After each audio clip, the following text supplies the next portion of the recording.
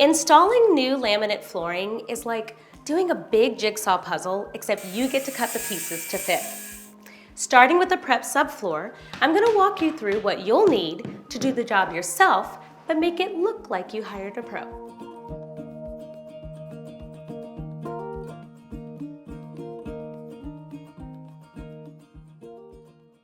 The floor is level and there aren't any raised screw or nail heads.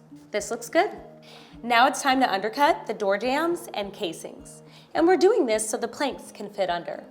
It's best to use an undercut saw to do this, but really, any handsaw works. A neat trick is to take one of your planks and flip it over so you don't damage the surface. Line it up against the door jamb or casing, grab your saw, and get to work. Okay, let's test fit it. I'll take my plank and make sure it slides under. That looks good. Now I'm gonna clean this all up and put down my underlayment. Roll out the sheets, making sure the seams touch but do not overlap. Then, tape along the seams using whatever the manufacturer recommends. My underlayment has a lip and tape system, which makes my life so much easier. Now I'm going to install 3/8 inch spacers along the first wall. I want to make sure I have a 3/8 inch wide expansion gap around the floor.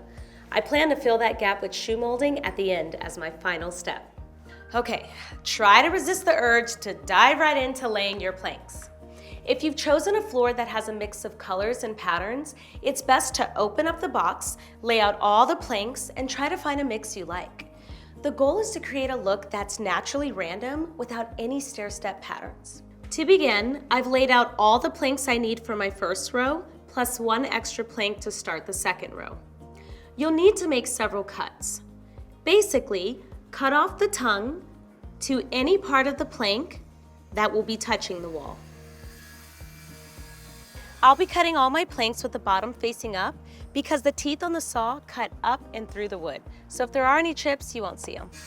If you have to make cuts along the length of planks, I like to use a circular saw, but you could also use a jigsaw or a table saw if you have one.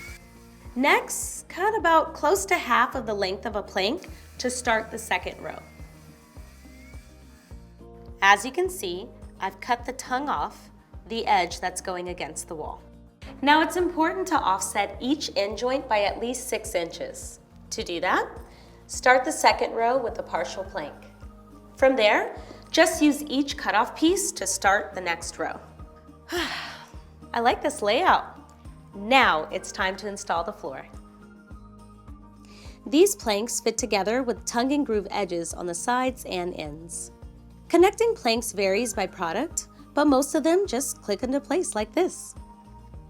It's helpful to have a drawbar to tug the piece into place. Tap it like this.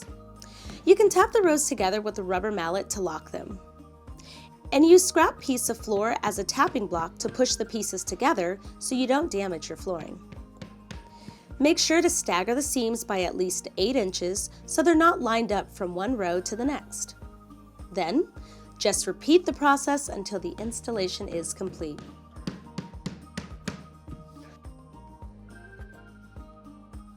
If you have any obstacles in the room, measure it, transfer it to your piece, and make your cut. Now, we're on our last row. Let's measure the width of our piece and make sure to account for the gap.